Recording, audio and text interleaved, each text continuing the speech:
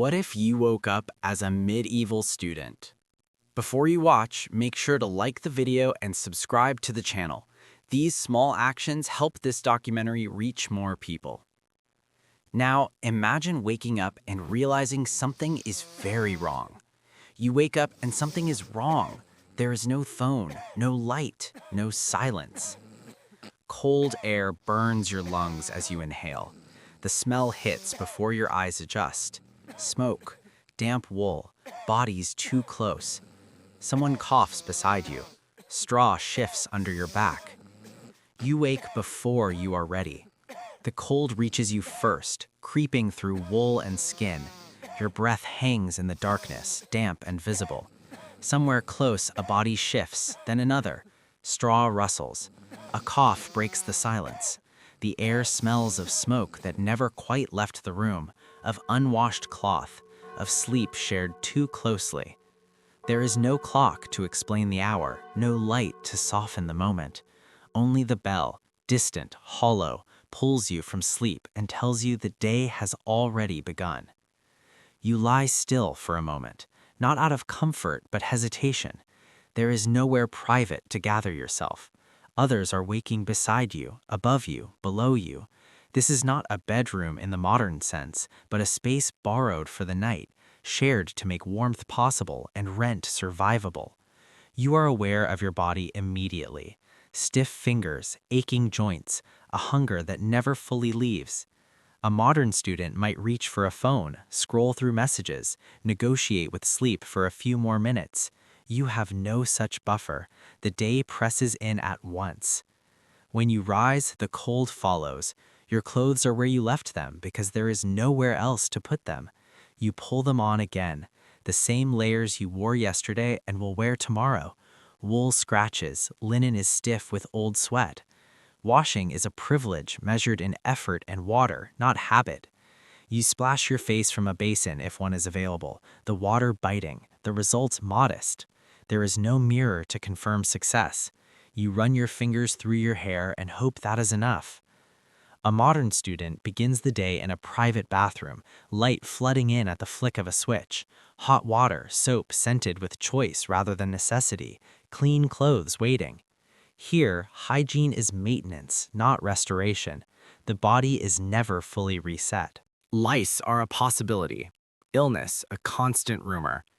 Discomfort is not dramatic, it is background, shaping your mood before thought has a chance to intervene. Breakfast is simple, if it exists at all. A heel of bread, coarse and dark, perhaps dipped in weak ale or thin porridge if you are fortunate. On fasting days, even this may be delayed.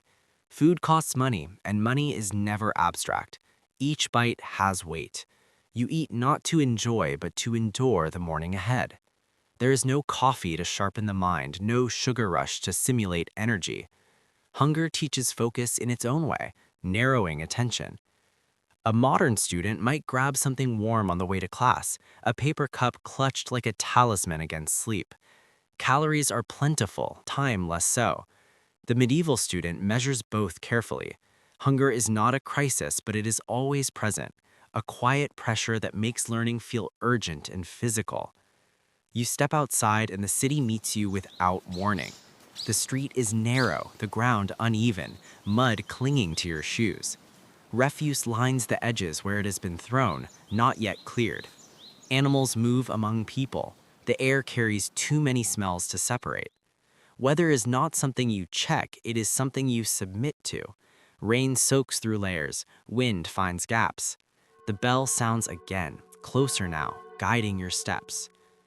There are no headphones to seal you off, no transport to shorten the distance. Walking is unavoidable, and the city is loud with human presence. Voices argue, vendors call, carts rattle. A modern campus might feel busy, but it is designed for movement. Here, movement is negotiation.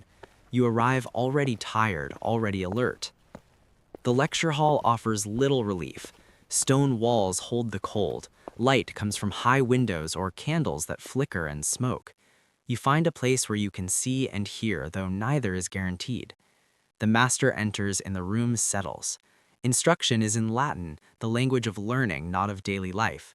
You listen closely because this knowledge is not written for you to take home. Books are rare, expensive, guarded. The lecture is the text. You memorize because there is no alternative. You repeat phrases silently, shaping them until they stick. Discipline is strict, not out of cruelty but necessity. Distraction means loss. A modern student types notes, records audio, trusts that information can be retrieved later. Here, later is unreliable. Memory is the archive, and it must be trained.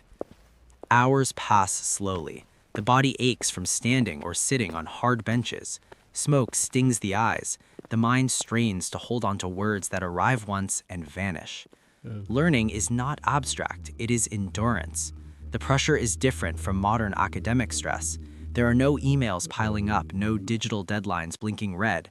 Instead, there is the fear of forgetting, of wasting a rare opportunity bought at real cost.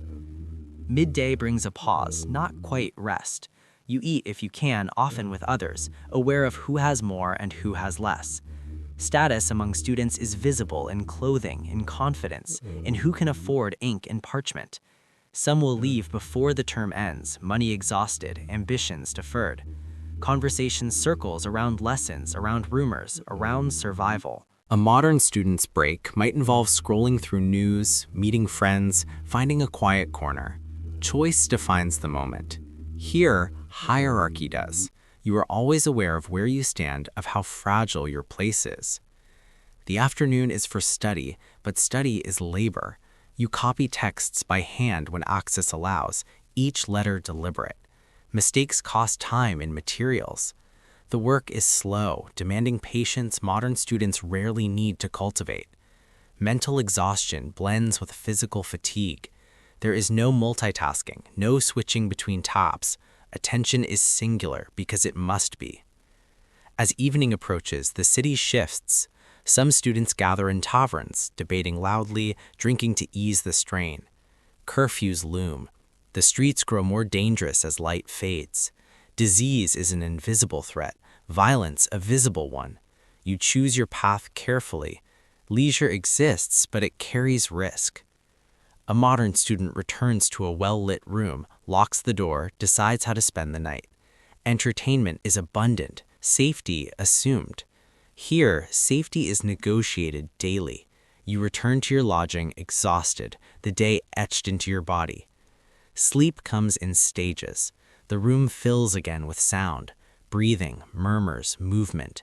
Insects make their presence known. The cold returns as the fire dies. You lie down where you can, sharing warmth because there is no other option. The bell will come again, indifferent to how deeply you rest. As you drift towards sleep, learning does not feel like an abstract pursuit or a stepping stone. It feels heavy, earned through cold fingers and aching backs, through hunger and repetition. Education here shapes identity by shaping the body. Knowledge is carried not just in the mind, but in memory trained by necessity, in muscles accustomed to discomfort, in habits formed by scarcity. For the medieval student, learning is slow and physical, bound to the limits of flesh and time. The body is not separate from the intellect, but its constant companion, absorbing strain alongside ideas. When sleep finally takes you, it is not an escape, but a brief suspension, the body preparing itself to learn again, because it has no other choice.